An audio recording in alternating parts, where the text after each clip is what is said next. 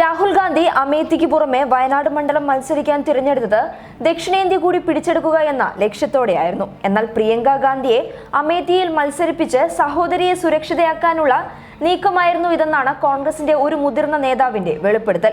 ഇക്കാര്യത്തിൽ ഏകദേശം ധാരണയായി എന്നാണ് വിവരം.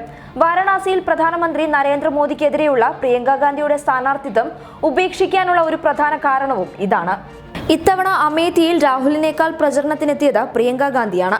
അതുകൊണ്ട് തന്നെ അമേത്തിയിൽ നിലയുറപ്പിച്ച് സംസ്ഥാന രാഷ്ട്രീയത്തിൽ കൂടുതൽ സജീവമാകാനും സാധിച്ചിട്ടുണ്ട്. ലോക്സഭാ തെരഞ്ഞെടുപ്പിൽ യുപിയിൽ പ്രിയങ്ക ഗാന്ധിയുടെ നേതൃത്വത്തിൽ നടന്ന പ്രചരണം 2022 നടക്കാനിരിക്കുന്ന നിയമസഭാ തെരഞ്ഞെടുപ്പിനെ മുന്നിൽ കണ്ടുകൊണ്ടാണ്.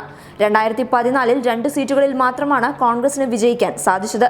എന്നാൽ ഇത്തവണ പ്രിയങ്കയിലൂടെ 8 സീറ്റുകൾ സംസ്ഥാനത്ത് നേടാനാകുമെന്നാണ് കോൺഗ്രസ് നേതൃത്വത്തിന്റെ കണക്കുകൂട്ടൽ.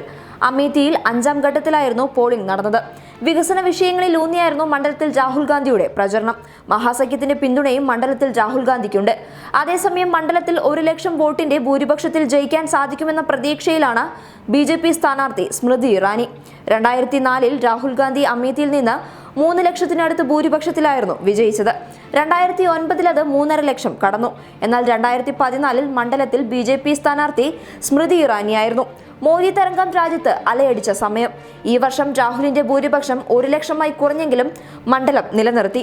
ഈ കണക്കുകൾ വിലയിരുത്തിയാണ് ബിജെപി വിജയപ്രതീക്ഷ അമേത്തിയിൽ കാണുന്നത്. News desk public Kerala.